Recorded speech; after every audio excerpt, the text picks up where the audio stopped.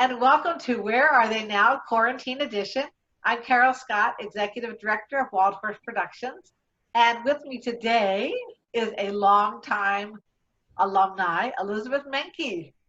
Hi, Elizabeth. Hi. How are you? Good. How are you? Good, good. And your cat's there in the background. I see. Oh, I thought she got out. I haven't seen you in so long, and we missed you. And you did shows with us, and then you teched with us, tech person extraordinaire. Yeah. So first of all, I asked, where are you quarantining, and is it the same place that you live? Yeah. So I'm currently quarantining with my fiance. We're in Long Beach, California. So yeah, it's our little apartment here. I'm not really doing the full quarantine because I still have to go to work every day, but he's quarantining all day, every day, and he's slowly losing his mind. Well, we're getting out of phase one now. People are getting out a little more, so hopefully he'll be able to get out too. I totally understand his cabin fever because we've been doing things. So we're talking about Wild Horse, and do you remember what your first show was with Wild Horse and last show? How old were you? So my first show was High School Musical. I was 16. I was right at the age cutoff. So that was my very first show. And my last show was I'm pretty sure I came back to stage manage Aladdin. And I think that was my very last show. A crazy or funny story that might have happened to you on stage or backstage? Oh, I mean, the craziest stuff that always happened was always during Tech Week, especially, when I switched over to being on the backstage side. I was just insane. But I was thinking about this, and I don't know, there's so many things, and there's just like little things, like nothing that was a huge, big moment.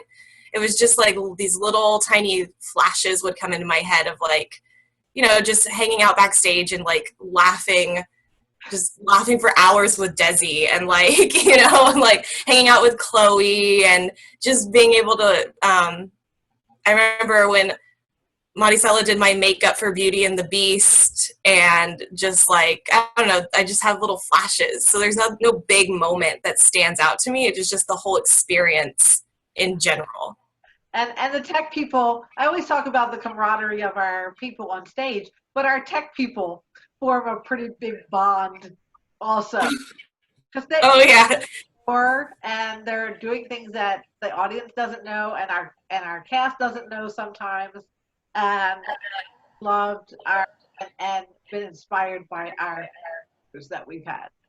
Yeah. So you said you're working. So what are you doing now? I am an office manager for a fulfillment company. So we, for like people who do all their online shopping, we have customers that we fulfill for. So we're kind of like a little Amazon type situation, but for smaller businesses. Okay. So we're technically considered essential workers. So I still have to go in every single day, and it's been crazy. It's been very hectic. Did you do any other theater after you left Wild Horse? I did a little bit. I actually went to USC for theater. So I went there. I got my Bachelor's of Arts in theater with a minor in musical theater. So I did a little theater there. And then after I graduated, I, did a couple like commercials. I did a few, there's like an in-house commercial. I did one of those judge shows, like a Judge Judy type show. I don't think it ever aired, but that was a lot of fun. And I did a couple like short films with friends. But yeah, I that's kind of where I'm at right now. I'm still doing acting classes once a week, which are a lot of fun. I have a great studio that I'm a part of out here. So you did pursue a career in the arts, yes. and you're working at a full-time job. So can you tell our young actors who may be watching this why you are not like full-time in theater at this moment, and what you're doing to pursue that dream still? Yeah, so I was, after college, I was pursuing it completely full-time. Like, that's all I did. I was constantly submitting for stuff and doing self-tapings and just, really trying to, like, hit the road, like, hit the pavement and, like, just do it. And it does sometimes, you know, you have to take a step back because it can get a little draining at points, not in like a bad way, but you know, you're giving it your all. And sometimes you just got to take a little mental break, which is totally fine and totally healthy. And I did that for myself and took about a year break. And in the meantime, just ended up getting this job that turned into this full-time thing.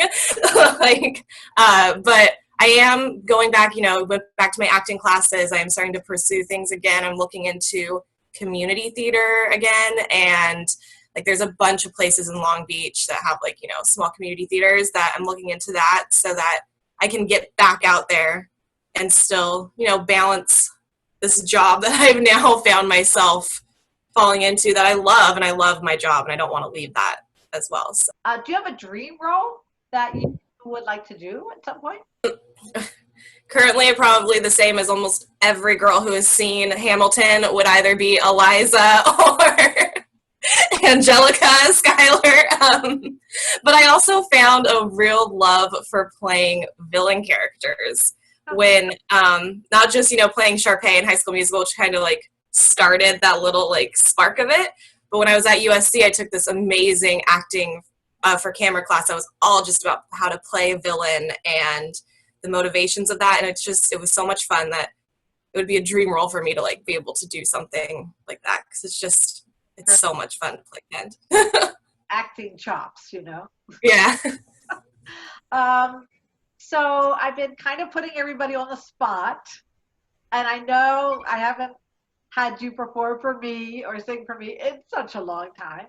And I'm wondering if you would like to do something or share something with us.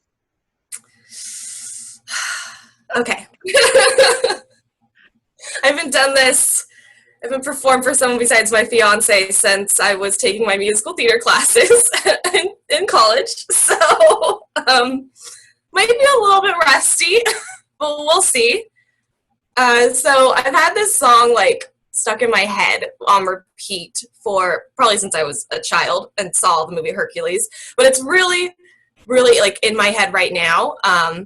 So I don't know. Okay, here's Go the Distance from Hercules. I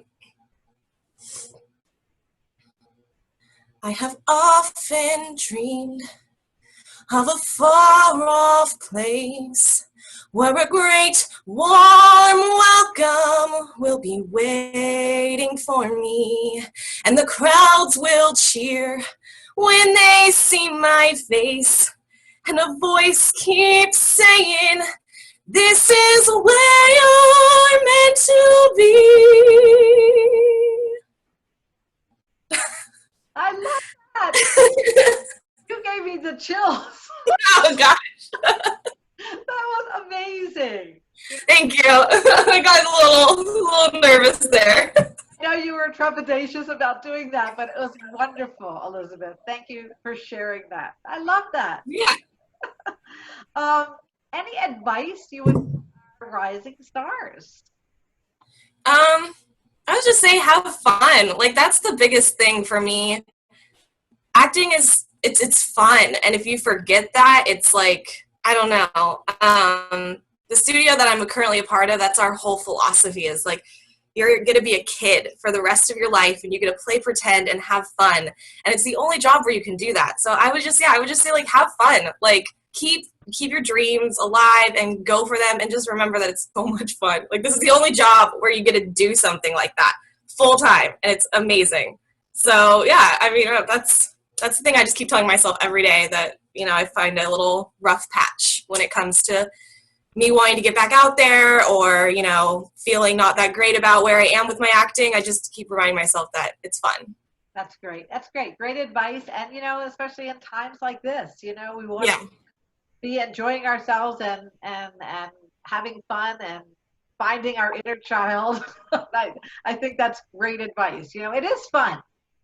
It shouldn't be, you know, a tedious exercise that you do. It should be fun when you come to the theater, rehearsals, or performing. And I think that's really amazing. So you've also said that you are living with your fiance. Any wedding plans? Not yet. We were planning on going and getting married. We were talking about it, you know, like going and just doing a quick thing, just because we wanted to. But then everything happened, so now we're stuck at home. So it kind of has put some stuff on pause, but it will be happening. It's just we don't have any dates set or anything like that. Keep us posted on everything, and keep us posted on what you're doing. Don't be a stranger. You ever get up to Carson?